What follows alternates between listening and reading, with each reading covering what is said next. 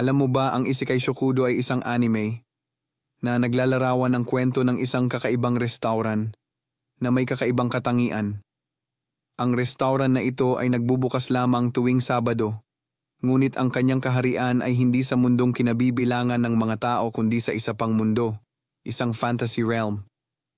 Sa tuwing ito'y magbubukas, ang mga nilalang mula sa iba't ibang mundo ay dumadayo upang tikman ang masasarap na pagkain na inaalok nito. Ang pagkain ay hindi lamang nakakabusog, kundi nagdudulot din ng kaligayahan at pag-asa sa mga taong kumakain.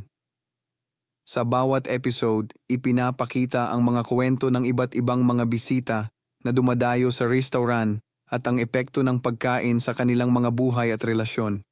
Ang Isekai Shokudo ay isang nakakatuwang anime na nagtatampok ng pagkain, pagkakaibigan at pakikipagsapalaran sa ibang mundo.